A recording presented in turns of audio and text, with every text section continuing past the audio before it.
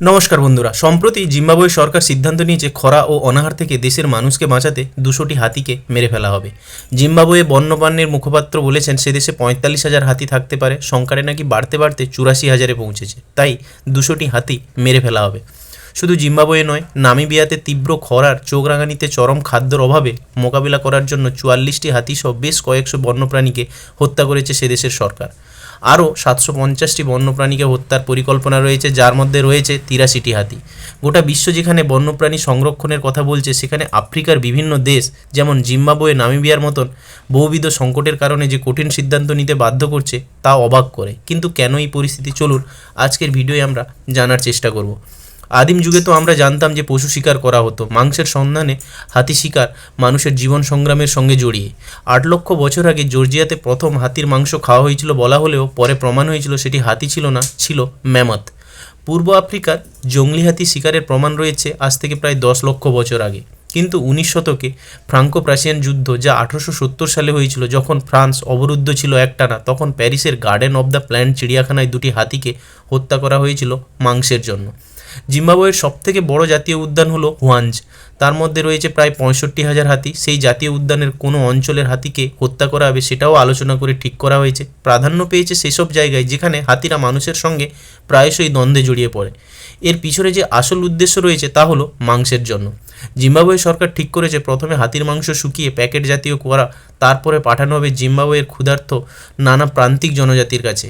রাষ্ট্রসংঘের report বলছে সে দেশের 100 জন প্রতি 42 জন অপুষ্টিতে ভোগেন। একটি আফ্রিকান হাতিকে মারলে 2300 থেকে 2700 কিলোগ্রাম মাংস পাওয়া যায়। পুষ্টির দিক দিয়ে দেখলে প্রতি 100 গ্রাম হাতির মাংসে থাকে 8.4 গ্রাম প্রোটিন, 1.5 গ্রাম ফ্যাট, 43.5 গ্রাম কার্বোহাইড্রেট এবং 35.7 গ্রাম ফাইবার।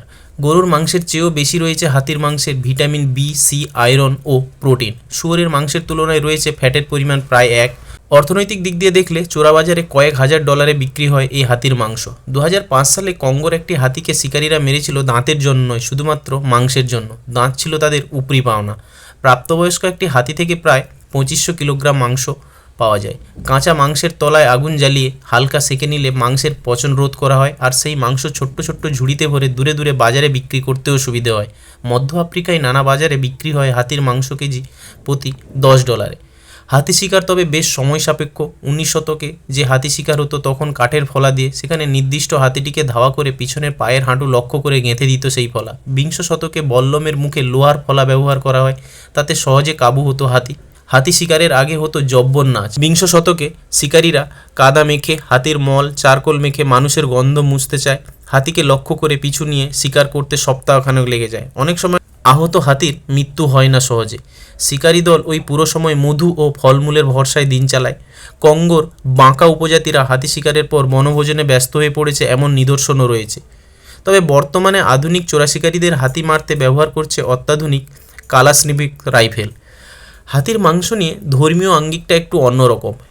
হিন্দু ধর্মে হাতি হচ্ছে দেবতুল্য, তাই মাংস ভক্ষণ বারণ। মুসলিমদের ধর্মে রয়েছে হাতি মাংস ভক্ষণ বারণ। ইহুদিদের যেসব প্রাণীদের চেরা খুর থাকে না তাদের মাংস খাওয়া তাদের নিষিদ্ধ। আবার চীনারা বিশ্বাস করে হাতির মাংস খেলে মাথায় চুল গজায়।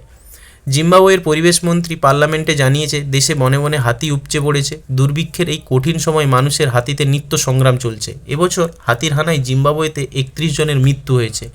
সংরক্ষণবিদরা হাতির বেঁচে থাকার অধিকারের পক্ষে দাবি রাখলেও প্রশাসন চাইছে হাতি শিকার করা। জিম্বাবুয়ের অর্থনৈতিক ও খাদ্য সংকট স্পষ্ট, কিন্তু হাতি মেরে খাবার জোটানোর আদিম পদ্ধতি বর্তমান পরিবেশ সংরক্ষণের কথা ভেবে আদৌ টেকসই বা দীর্ঘমেয়াদী সমাধান কিন্তু হতে পারে না। জিম্বাবুয়ের পর্যটন শিল্পের অন্যতম অঙ্গ হচ্ছে হাতি, এমনকি বৈদেশিক মুদ্রা আয়ের অন্যতম উৎস। সাংস্কৃতিক ইতিহাসের আলোকে যে কোনো বন্যপ্রাণী সহ হাতি সংরক্ষণকে বরাবরই অগ্রাধিকার দেওয়া উচিত। সেখানে জিম্বাবুয়ের মতন দেশ বহুবিধ সংকটের কারণে যে কঠিন সিদ্ধান্ত নিতে বাধ্য হচ্ছে, একই আকাশের তলায় এ এক অদ্ভুত বৈপরীত্যময় প্রতিচ্ছবি। ভিডিওটি কেমন লাগলো কমেন্ট করে অবশ্যই জানাবেন, আর যদি ভালো লেগে থাকে তাহলে বন্ধুদের সঙ্গে শেয়ার করতে ভুলবেন না কিন্তু। আর চ্যানেলটিকে যদি এখনও সাবস্ক্রাইব করে না থাকেন তাহলে অবশ্যই সাবস্ক্রাইব করবেন এই ধরনের ভিডিও পেতে। ধন্যবাদ।